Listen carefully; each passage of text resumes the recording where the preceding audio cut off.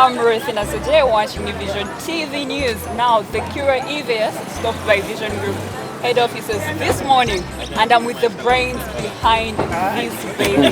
Today we are going to look at more of what we did know and what we expect to know. And I'm with the professor.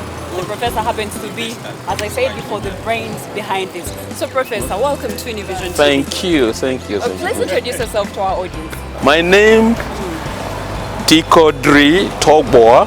Okay. But in the event you have difficult to pronounce it, I'll take you for a seminar to Arua. Should be. Professor, let me stick to Professor. Okay. Kiira EVS was unveiled about 5 years ago. You're right. In Nairobi. By our then High Commissioner, Angelina Wapakabulo. Okay. That was actually in 2014, November. November 2014? Yes. What have you added since then? I think the shape is different if you compare with what happened there. We have added things like, where are the sensors? I'm sure you will be seeing some sensors over here. Okay. We have realigned the chassis underneath. We have, I think the lights you will also see are different from what originally was. And the software, the controls, the software that controls this have all been reworked and so on. Okay, briefly tell us about, we saw the green Kiira EV there. Yes. 2013? No, 11. 11. Yeah. And then we see the Kiira EVS. Now the difference between this and that one was that the other was purely electric. You have lithium-ion batteries in his boot, and that's where all the energy is coming from. This is a combination of what many of us drive here, the internal combustion engine cars running on petrol. But this combines both sources of energy. When you're riding in Kampala here and you don't want to pollute the places, you go into the battery regime. Get that low speeds. But as I told you, I come from Arua, and the idea of this was that I should be able to drive this car to Arua. So we incorporated the internal combustion engine. When I'm beyond Bombo, I kick in the petrol, and then I can accelerate to whatever I want and get to Arua in time. What happened to the other one? It's around. Where is it? In our office. Actually, when we were in Parliament about 4 weeks ago, the first one we brought out to exhibit when Parliament required was the Kiira EV, the lime green one. Yes, the lime green one. Right now it is in our offices in Ntinda. Now the next exhibition was actually this one, and earlier on, remember there was the bus, the Kayola. All these are proofs of concept that we can do. Or we can build all these cars. Just to keep up to speed with our viewer out there, this is a hybrid. It runs on both petrol and batteries. Okay, please tell us, what has this project cost? Yes. Now, maybe what I can share with you is that since the president started supporting this project way out in 2010, in the first year, we were availed 450 million shillings to build the Kiira EV, the lime green one. And it is after that, after he launched, he said, look, this is like an African renaissance and something we in the government must support. Now, subsequent to that, I was asked to generate a proposal which we submitted to government. And so from 2012, we have been having a budget of about 10 billion per year, a budget. But the releases are, of course, much less than that. And it is out of that we were actually able to build this one. Up to today, up last year, last financial year, the budget has been 10 billion per year. So we're talking of maybe a budget of 50 billion then. But the releases are around 7, sometimes 6, and so on.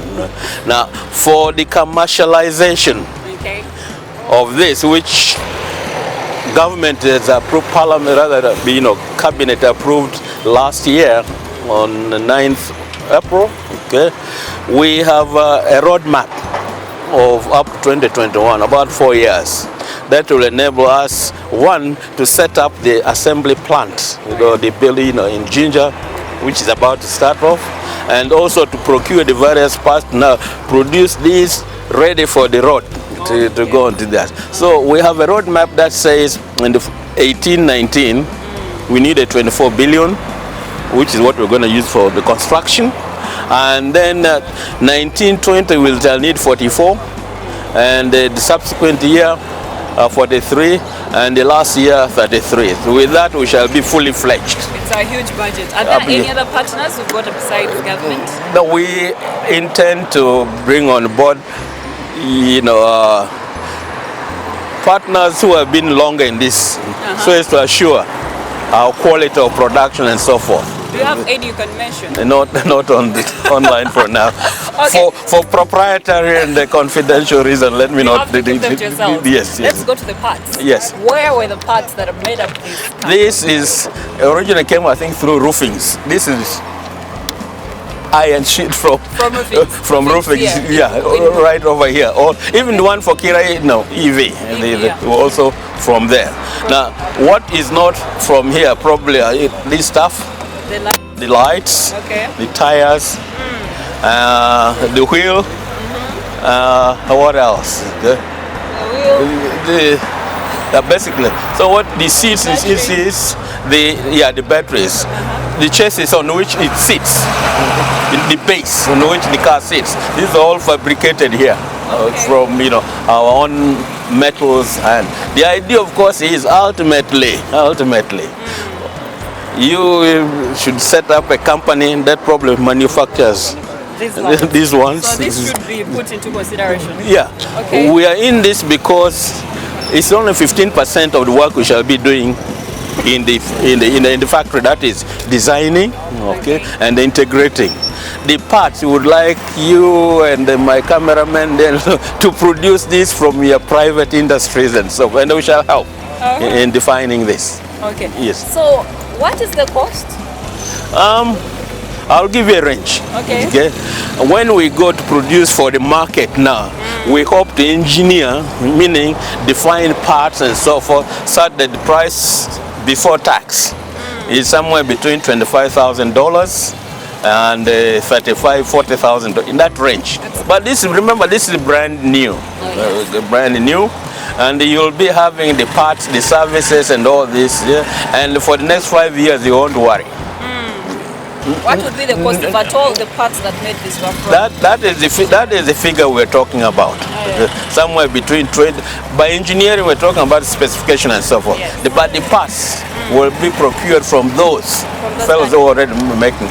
I'm hoping that you can actually set your factory to make those parts here. Yes. So which other parts is Uganda competent about in building this? I think we're the fact that this is our only problem, I think, is we don't have the plants as yet to produce this. But once you have the plant, that will be competent. We have the ordinary batteries already, remember, being made by Mulwana. We do have one or two in here. They are for auxiliary activities, but for the energy that moves this, that's a different set of like the ones you use in your phone, those are lithium ion. How many kilometers does it run? 130. 130. Yeah, 130. Now we are still, of course, on that testing ground. The last time we did around Nambole, we were able to go, I think, 220 kilometers. But we propose to get this to 500 because I've got to go home, right? This is 500. So we're going to test, refine this system until it's able to do 600, 700, and so forth. Yeah. Okay, so has your NBS certified this? Not yet. Not yet. This is So generally, it is not safe for us to drive into the roads. It hasn't been cleared. From that perspective, yes. From that perspective, yes. We are still. But from engineering perspective, it's very safe to do this. It can run. Oh yeah. Oh yeah. So this car is still under observation. Observation, Have you thought about refinement, and whatever. okay, when it hits the road, have you thought about where we shall find, the lubricants, spare parts? For the electrical part of it, you will not need lubricants. Yes, but for the other parts, yeah. Professor, don't you think that is too much for? No. For Uganda? No. You see, you are measuring that against the practice we have been going through. Okay, buying 16-year-old cars at say 30 million, that's shillings, about that. Now, this is giving a completely new thing, which over the next 5 years you probably don't need to touch. But the thing is, for Ugandans to afford this, government has to come in with a policy. That policy should say that there are, the higher purchase schemes, which you pay over a 5-year period. So 25, if we ask you, say, initially to pay, say, $10,000, which is about 36 million, which is nearer what you are using now, then let's spread this over next 5 years, so that we don't squeeze, the blood out of the Ugandan country. But for Ugandans to drive cars, but they look around the parking lot. Yeah. People buy cars to drive them and park them. Yes. Which are the useful, should I say, responsibility can this give? So we have been talking about this, but we have other things going on at the buses, the solar electric bus, the Kayola. Okay. What we are doing also is building those for public transportation. Do you have an idea how many people actually drive cars in this country? About 5%. No. Really? 5% of Ugandans don't own cars, don't you? But I think it goes back to the price and then the usefulness of the car.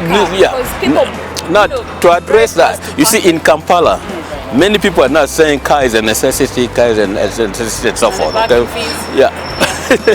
but the ideal way is to provide public transportation, okay, and more so for the countryside, because those guys don't own cars. Okay? If we can build, and we're going to build them, okay, those cars, deploy them on those roads, maybe have the local governments own some of these companies, right, provide that transport. Then this worry about the cost of it, because it will be you who can afford this, who will buy this. But the rest will be catered for by public transport. Okay. And we must have emphasis on that. Yeah, the professor's given us what we need to know about this, where it came from, the brains that made it and why Uganda needs it. Now we're going to take a tour of the Kiira EVS.